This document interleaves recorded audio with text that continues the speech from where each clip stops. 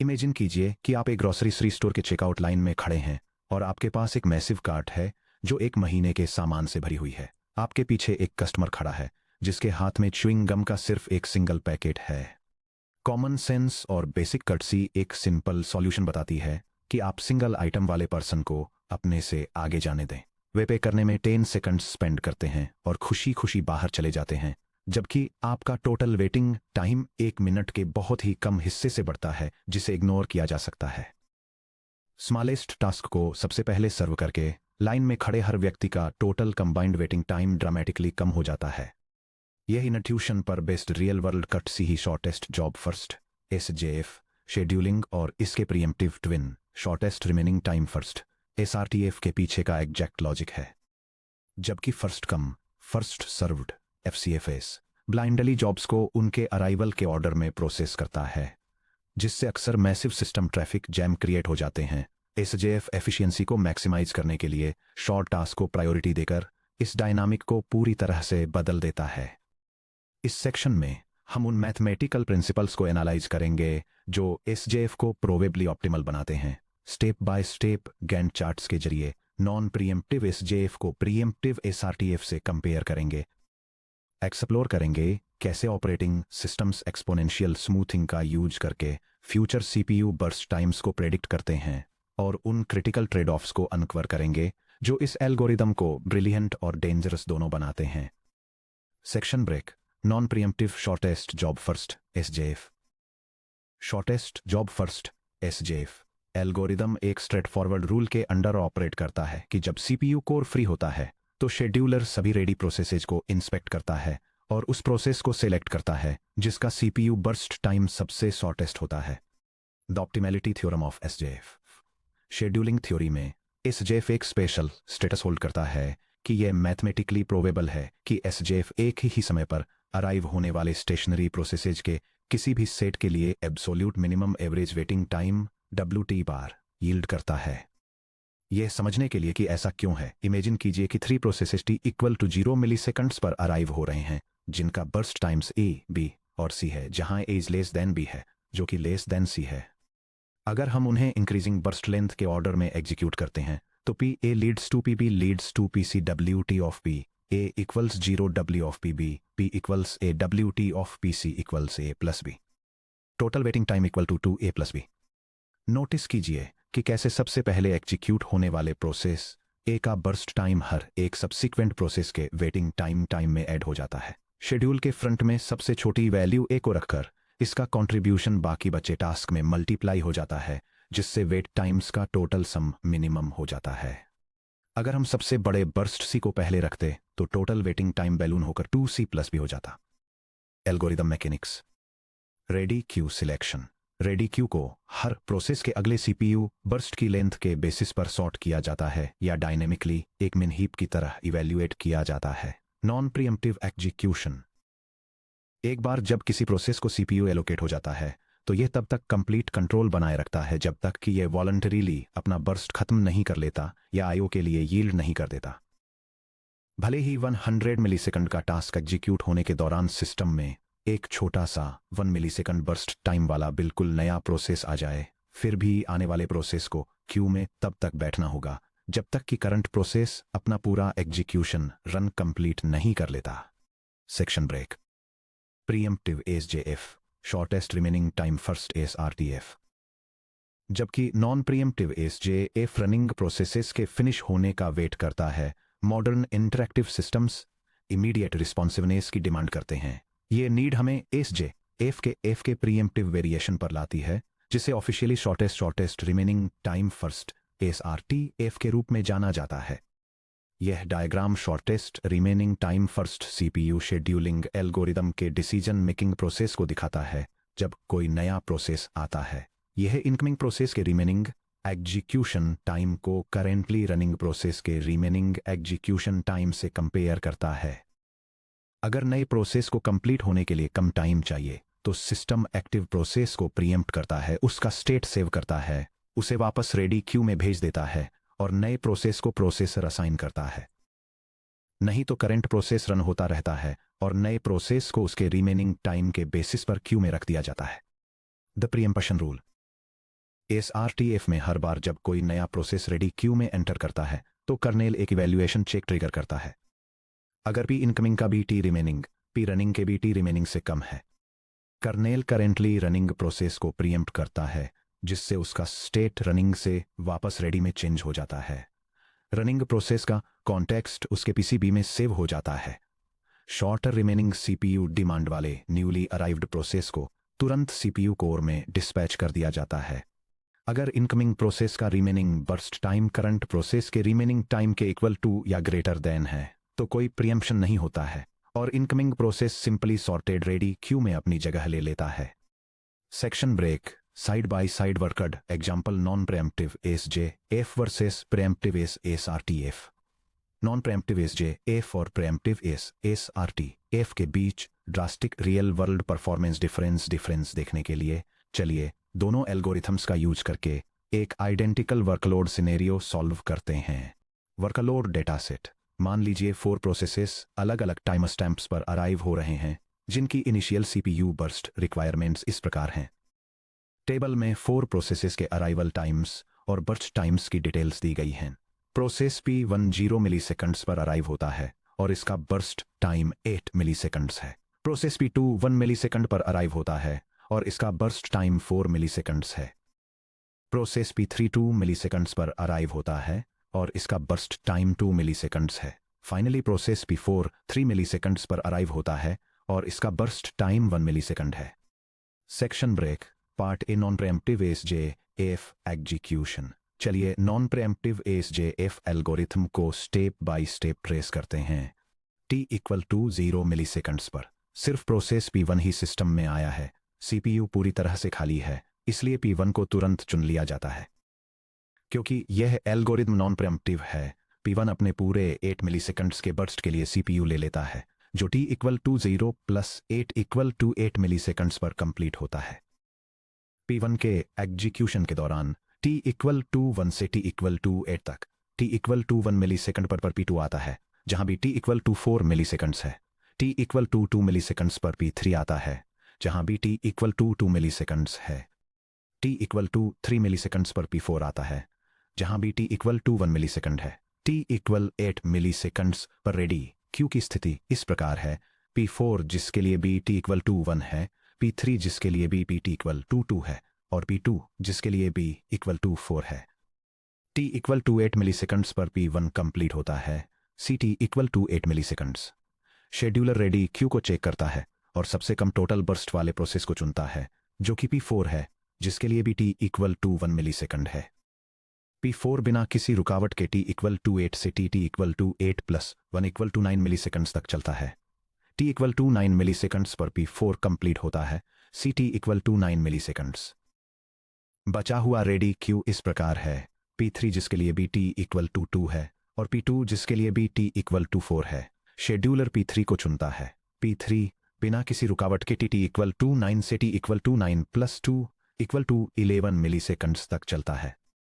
T equal to 11 milliseconds पर P3 complete होता है। CT equal to 11 milliseconds. बचा हुआ रेडी क्यू इस प्रकार है। P2 जिसके लिए भी T इक्वल टू 4 है। शेड्यूलर P2 को चुनता है। P2 बिना किसी रुकावट के T इक्वल टू 11 से T equal to 11 plus 4 equal to 15 milliseconds तक चलता है। Non preemptive SJF Gantt chart. यह डायग्राम एक CPU शेड्यूलिंग टाइमलाइन को इलस्ट्रेट करता है, जो 4 प्रोसेसेस के लिए एग्जीक्यूशन ऑर्डर और टाइम इंटरवल्स को दिखाता है। प्रोसेस 1 टाइम 0 से 8 तक रन करता है, जिसके बाद प्रोसेस 4 8 से 9 तक, प्रोसेस 3 9 से 11 तक और प्रोसेस 2 11 से 15 तक रन करता है। Metric tabulation for non preemptive SJF। P1 CT equal to 8 milliseconds T AT equal to 8 minus 0 equal to 8 milliseconds W T equal to 8 minus 8 equal to 0 milliseconds RT equal to 0 minus 0 equal to 0 milliseconds. P2 CT T equal to 15 milliseconds T AT equal to 15 minus 1 equal to 14 milliseconds WT T to 14 minus 4 equal to 10 milliseconds RT equal to 11 minus 1 equal to 10 milliseconds. P3 CT equal to 11 milliseconds T AT equal to 11 minus 2 equal to 9 milliseconds WT equal to 9 minus 2 equal to 7 milliseconds RT equal to 9 minus 2 equal to 7 milliseconds. P4CT equal to 9 milliseconds, T8 equal to 9 minus 3 equal to 6 milliseconds, WT equal to 6 minus 1 equal to 5 milliseconds, RT equal to 8 minus 3 equal to 5 milliseconds. Average turnaround time, TAT bar SJF equal to 8 plus 14 plus 9 plus 6 all divided by 4 जो 37/4 के equal है, जो 9.25 milliseconds के equal है. Average waiting time WT bar SJF equal to 0 plus 10 plus 7 plus 5 all divided by 4 जो 22/4 के equal है, जो 5.50 मिलीसेकंड्स के इक्वल है. Section break. Part B preemptive SRTF execution. अब चलिए बिल्कुल इसी प्रोसेस डेटा सेट को प्रीएम्प्टिव SRTF के जरिए रन करते हैं और हर बार जब कोई प्रोसेस आती है तो रिमेनिंग CPU बर्स्ट्स को री-इवैल्यूएट करते हैं. यह text trace shortest remaining time first scheduling algorithm के स्टेप बाय स्टेप एग्जीक्यूशन को दिखाता है. यह दिखाता है कि कैसे 4 प्रोसेस अलग अलग टाइम्स पर अराइव करते हैं और कैसे सिस्टम एग्जीक्यूटिंग टास्क को प्रीएम्प्ट करके उन नए अराइव टास्क को चलाता है जिनका रिमेनिंग एग्जीक्यूशन टाइम छोटा होता है. यह trace execution order, CPU context switches, Q states और कंप्लीशन टाइम्स को फॉलो करता है जब तक कि सारे प्रोसेसेस सक्सेसफुली फिनिश नहीं हो जाते. Pre-emptive SRTF Gantt chart. यह डायग्राम एक CPU शेड्यूलिंग टाइमलाइन को इलस्ट्रेट करता है जिसमें 4 डिस्टिंक्ट प्रोसेसेस के लिए 15 यूनिट्स के स्पैन में एलोकेट किए गए एग्जीक्यूशन सीक्वेंस और टाइम इंटरवल्स की डिटेल्स दी गई हैं. यह डिफरेंट टास्क्स के बीच प्रोसेसर की प्रीएम्प्टिव स्विचिंग को दिखाता है जो हर एग्जीक्यूशन ब्लॉक के लिए स्टार्ट और एंड टाइम्स को हाईलाइट करता है. Metric tabulation for preemptive SRTF. चलिए हर प्रोसेस के लिए मैट्रिक्स को ध्यान से कंप्यूट करते हैं. P1 first start time ST equals 0 milliseconds, completion time CT equals 15 milliseconds, TAT equals 15 minus 0 equals 15 milliseconds, WT equals TAT minus BT equals 15 minus 8 equals 7 milliseconds. RT equals ST minus AT equals 0 minus 0 equals 0 milliseconds. P2 first start time ST equals 1 millisecond, completion time CT equals 8 milliseconds, TAT equals 8 minus 1 equals 7 milliseconds, WT equals TAT minus BT equals 7 minus 4 equals 3 milliseconds, RT equals ST minus AT equals 1 minus 1 equals 0 milliseconds. P3 first start time ST equals 2 milliseconds, completion time C equals 4 milliseconds, TAT equals 4 minus 2 equals 2 milliseconds, WT equals TAT minus BT equals 2 minus 2 equals 0 milliseconds, RT equals ST minus AT equals 2 minus 2 equals 0 milliseconds. P4 first start time ST equals 4 milliseconds, completion time C T equals 5 milliseconds, TAT equals 5 minus 3 equals 2 milliseconds, WT equals TAT minus BT equals 2 minus 1 equals 1 millisecond, RT equals ST minus AT equals 4 minus 3 equals 1 millisecond.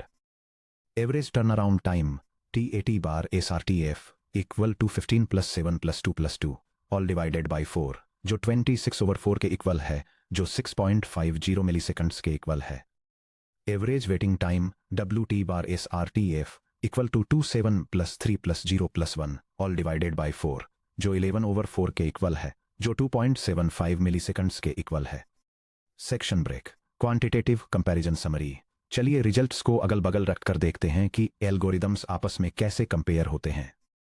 यह table non preemptive shortest job first या SJF और pre-emptive shortest remaining time first या SRTF की performance को compare करती है. Average turnaround time के लिए नॉन प्रीएम्प्टिव SJF 9.25 मिलीसेकंड्स लेता है, जबकि प्रीएम्प्टिव SRTF 6.50 मिलीसेकंड्स के साथ ज़्यादा फास्ट है. यह 2.75 मिलीसेकंड्स का एब्सोल्यूट डिफरेंस है, जो 29.7% इंप्रूवमेंट को दिखाता है.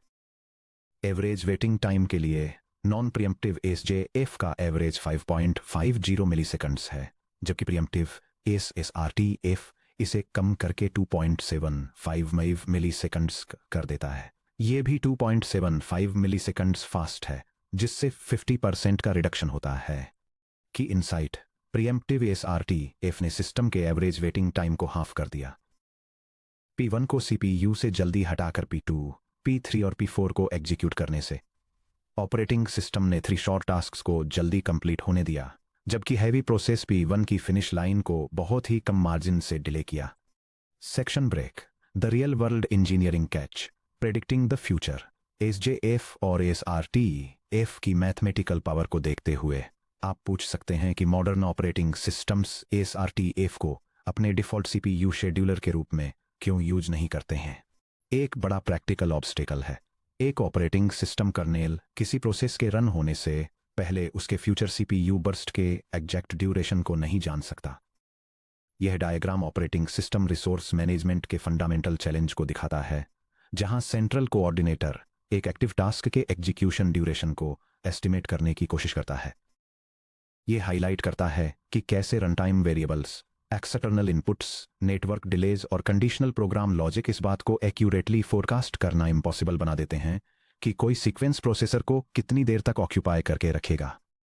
चूंकि किसी भी आर्बिट्रेरी यूजर कोड के एग्जैक्ट फ्यूचर एक्यूशन टाइम को प्रेडिक्ट करना कंप्यूटर साइंस में हॉल्टिंग प्रॉब्लम को सॉल्व करने के बराबर है, इसलिए रियल ऑपरेटिंग सिस्टम्स SJF या SRTF के लिए एग्जैक्ट वैल्यूज कैलकुलेट नहीं कर सकते। इसकी बजाय प्रैक्टिकल ऑपरेटिंग सिस्टम्स को एक्सपोनेंशियल स्मूथिंग नाम की एक टेक्निक का यूज करके हिस्टोरिकल बिहेवियर के बेसिस पर फ्यूचर बर्स्ट लेंथ्स को एस्टिमेट करना पड़ता है। Section break. एक्सपोनेंशियल स्मूथिंग के जरिए CPU बर्स्ट्स को एस्टिमेट करना। एक्सपोनेंशियल स्मूथिंग के पीछे का कोर प्रिंसिपल सिंपल है। किसी प्रोसेस का अगला CPU बर्स्ट अपनी रीसेंट पास्ट CPU बर्स्ट्स की लेंथ के सिमिलर होने की संभावना होती है। अगर किसी टेक्स्ट एडिटर प्रोग्राम ने कीबोर्ड इनपुट का वेट करने से पहले अपने लास्ट 10 एग्जीक्यूशन साइकिल्स छोटे 2 मिलीसेकंड्स के बर्स्ट्स को रन करने में बिताए हैं, तो उसका 11th बर्स्ट भी लगभग 2 मिलीसेकंड्स का ही होने की संभावना है। इसके अपोजिट, अगर कोई वीडियो एनकोडिंग प्रोसेस लगातार 200 मिलीसेकंड्स के CPU बर्स्ट्स को रन कर रहा है, तो उसका अगला बर्स्ट काफी लंबा होने की संभावना होगी। अगली CPU बर्स्ट लेंथ τn+1 को प्रेडिक्ट करने के लिए यूज किया जाने वाला मैथमेटिकल फॉर्मूला है tau sub n+1 equal to alpha times t sub n plus the quantity 1 minus alpha times tau sub n, जहां tau n+1 equal to next n+1 CPU burst की predicted length है। tn equal to most recent nth CPU burst की actual measured length है। Tau n equal to वो estimated length है जो nth CPU burst के लिए प्रेडिक्ट की गई थी। अल्फा इक्वल टू एक कांस्टेंट स्मूथिंग फैक्टर है, जहां 0 अल्फा से लेस देन या इक्वल टू है, जो 1 से लेस देन या इक्वल टू है। यह फार्मूला ब्रेकडाउन एक्सपोनेंशियल स्मूथिंग के कॉन्सेप्ट को इलस्ट्रेट करता है, जिसका यूज ऑपरेटिंग सिस्टम शेड्यूलिंग में नेक्स्ट CPU बर्स्ट टाइम को प्रेडिक्ट करने के लिए किया जाता है। यह मेथड सबसे रिसेंट एक्चुअल बर्स्ट ड्यूरेशन और प्रेडिक्टेड वैल्यूज की प्रीवियस हिस्ट्री का वेटेड एवरेज निकालकर नेक्स्ट प्रेडिक्शन कैलकुलेट करता है, जो 0 और 1 के बीच के एक स्मूथिंग फैक्टर से कंट्रोल होता है। स्मूथिंग फैक्टर अल्फा को समझना। पैरामीटर अल्फा ये कंट्रोल करता है कि kernel recent observations versus historical trends पर कितना वेट रखता है। अगर अल्फा इक्वल टू 0 है तो tau n+1 equal to tau n होता है। एक्चुअल रीसेंट परफॉर्मेंस Tn को पूरी तरह से इग्नोर कर दिया जाता है। प्रेडिक्शन कभी नहीं बदलता है और जो भी बेसलाइन इनिशियल एस्टीमेट चुना गया था उसी पर फिक्स्ड रहता है। अगर अल्फा इक्वल टू 1 है तो tau n+1 equal to Tn होता है। हिस्टोरिकल ट्रेंड टाउ n को पूरी तरह से भुला दिया जाता है। सिस्टम बस ये मान लेता है कि अगला बर्स्ट बिल्कुल सबसे रिसेंट बर्स्ट जैसा ही होगा। अगर अल्फा इक्वल टू 0.5 है, जो कि स्टैंडर्ड डिफॉल्ट है, तो सिस्टम रिसेंट ऑब्जर्वेशंस और लॉन्ग टर्म हिस्ट्री को इक्वली बैलेंस करता है। मैथमेटिकल एक्सपेंशन, इसे एक्सपोनेंशियल क्यों कहा जाता है? अगर हम फॉर्मूला को रिकर्सिवली एक्सपेंड करें, tau n equal to alpha times Tn-1 plus 1 minus alpha times tau n-1 को वापस इक्वेशन में सब्स्टिट्यूट करके, तो हमें यह मिलता है tau sub n+1 equal to alpha times t sub n plus 10 quantity 1 minus alpha times t sub n-1 plus the quantity 1 minus alpha squared times alpha times t sub n-2 plus dot plus quantity 1 minus alpha to the power of j plus 1 times tau sub n-j।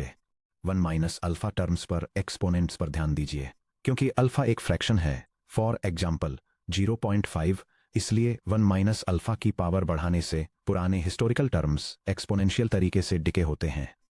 ये illustration एक exponential smoothing calculation demonstrate करता है, जहां हर एक step पीछे जाने पर historical events का वेट हाफ हो जाता है और सबसे रीसेंट अकरेंस को सबसे ज्यादा इन्फ्लुएंस एलोकेट किया जाता है। एल्गोरिदम नेचुरली उस चीज को मैक्सिमम वेट देता है जो प्रोसेस ने 1 मिलीसेकंड पहले किया था, जबकि 5 मिनट पहले उसने जो किया था उसकी मेमोरी को तेजी से फेज आउट कर देता है। Section break 5 architectural costs SRTF का कॉन्टेक्स्ट स्विच ओवरहेड। चैप्टर 2 में हमने एक कॉन्टेक्स्ट स्विच की हार्डवेयर कॉस्ट्स के बारे में डिस्कस किया था, जैसे सीपीयू रजिस्टर्स को मेमोरी में सेव करना, पेज टेबल बेस पॉइंटर को अल्टर करना, CPU hardware translation lookaside buffers TLB को इनवैलिडेट करना और सीपीयू कैशे पाइपलाइंस को फ्लश करना। ये हमें इस आरटीएफ में एक बड़े ट्रेड ऑफ पर लाता है। Theoretical optimality context switching costs को इग्नोर करती है। यह diagram shortest remaining time first scheduling algorithm में एफिशिएंसी लॉस को इलस्ट्रेट करता है, जहां हर मिलीसेकंड में एक सिंगल सीपीयू कोर पर मल्टीपल प्रोसेस के बीच रैपिड स्विचिंग एक हाई फ्रीक्वेंसी ट्रैप क्रिएट करती है। इस फ्रीक्वेंट अल्टरनेशन की वजह से सिग्निफिकेंट कॉन्टेक्स्ट स्विचिंग ओवरहेड होता है, जो रजिस्टर्स को सेव और रिस्टोर करने और साथ ही ट्रांसलेशन लुकासाइड बफर्स और सीपीयू कैशेज को फ्लश करने से आता है। अगर कोई सिस्टम शॉर्ट टास्क की इनकमिंग स्ट्रीम का सामना करता है तो एसआरटीएफ हर मिलीसेकंड में दर्जनों कॉन्टेक्स्ट स्विचेस ट्रिगर कर सकता है। अगर हर कॉन्टेक्स्ट स्विच में प्योर हार्डवेयर ओवरहेड के 0.005 मिलीसेकंड्स, जो कि 5 माइक्रोसेकंड्स है, खर्च होते हैं, तो एक सेकंड में 500 टाइम्स एग्जीक्यूशन कॉन्टेक्स्ट को स्विच करने से एक्चुअल एप्लीकेशन कोड के बजाय ओएस मैनेजमेंट पर रॉ सीपीयू थ्रूपुट का एक बड़ा हिस्सा बर्बाद हो जाता है। जब रियल सिस्टम्स के लिए एल्गोरिदम को इवैल्यूएट किया जाता है तो high preemption rates theoretical efficiency gains को रियल वर्ल्ड परफॉर्मेंस लॉसेस में बदल सकते हैं। Section break GATE exam traps यानी एसजेएफ और एसआरटीएफ की वे मिस्टेक्स जिनसे बचना है। गेट जैसे कॉम्पिटिटिव एग्जाम्स में एसजेएफ और एसआरटीएफ पॉपुलर टॉपिक्स हैं, क्योंकि इनमें बारीक ट्रैप्स छिपाने की काफ़ी अपॉर्चुनिटीज मिलती हैं। यहाँ ऐसी 3 सबसे कॉमन मिस्टेक्स दी गई हैं जिन पर आपको ध्यान देना चाहिए। ये educational guide CPU scheduling algorithm के साथ काम करते समय जिन 3 कॉमन मिस्टेक्स से आपको बचना चाहिए उन्हें आउटलाइन करती है। ये shortest remaining time first scheduling में रिमेनिंग एग्जीक्यूशन टाइम्स को कंपेयर करने का सही तरीका एक्सप्लेन करती है। शॉर्टेस्ट जॉब फर्स्ट में शेड्यूलिंग करने से पहले प्रोसेस अराइवल टाइम्स को वेरीफाई करने की इंपॉर्टेंस को हाईलाइट करती है, और जब एग्जीक्यूशन टाइम्स आइडेंटिकल होते हैं तो स्टैंडर्ड टाई ब्रेकिंग प्रोसीजर्स को डिटेल में बताती है। सेक्शन ब्रेक सेक्शन समरी और कोर कॉन्सेप्ट्स चेक। चलिए शॉर्टेस्ट जॉब फर्स्ट और शॉर्टेस्ट रिमेनिंग टाइम फर्स्ट की प्रॉपर्टीज को एक साथ समझ लेते हैं। यह टेबल शॉर्टेस्ट जॉब फर्स्ट और shortest remaining time first CPU scheduling algorithms को कंपेयर करती है। यह हाईलाइट करती है कि दोनों एल्गोरिदम्स एवरेज वेटिंग टाइम को मिनिमाइज करते हैं, जिसमें की डिफरेंस यह है कि shortest job first non pre-emptive है, जबकि shortest remaining time first pre-emptive है। यह भी एक्सप्लेन करती है कि फ्यूचर सीपीयू बर्स्ट टाइम्स को एस्टीमेट करने के लिए एक्सपोनेंशियल स्मूथिंग का यूज कैसे किया जाता है, और प्रीएम्प्टिव शेड्यूलिंग में फ्रीक्वेंट कॉन्टेक्स्ट स्विचिंग और कैशे फ्लशेस के कारण होने वाले हार्डवेयर ओवरहेड के बारे में वार्न करती है। सेक्शन ब्रेक अब एसजेएफ और एसआरटीएफ दोनों के अंदर छिपे सबसे बड़े अल्टीमेट फ्लॉ यानी कमी पर विचार कीजिए। क्या होगा अगर एक लॉन्ग सीपीयू बाउंड प्रोसेस को 500 मिलीसेकंड के बर्स्ट की जरूरत हो और उसी दौरान रेडी क्यू में हर कुछ मिलीसेकंड में टाइनी 1 मिलीसेकंड प्रोसेसेस की एक लगातार स्ट्रीम आती रहे। शॉर्ट प्रोसेसेस लगातार लाइन में सबसे आगे जंप करती रहेंगी, जिससे वो लॉन्ग टास्क हमेशा के लिए क्यू के पीछे फंसा रह जाएगा। वो हैवी जॉब मेमोरी में पड़ा रहेगा, सीपीयू कोर एग्जीक्यूशन टाइम के लिए स्टार्व करता रहेगा और कभी कंप्लीट नहीं हो पाएगा। मॉडर्न ऑपरेटिंग सिस्टम रिस्पॉन्सिवनेस को बनाए रखते हुए लॉन्ग टास्क को स्टार्व होने से कैसे बचाते हैं? हम इसी सवाल का जवाब अपने अगले section 3.4 priority scheduling and the starvation और एजिंग डिलेमा में देंगे, जहां हम प्रोसेस प्रायोरिटीज को इंट्रोड्यूस करेंगे और देखेंगे कि ओएस सभी टास्क के बीच फेयरनेस सुनिश्चित करने के लिए एजिंग एल्गोरिदम्स का यूज कैसे करता है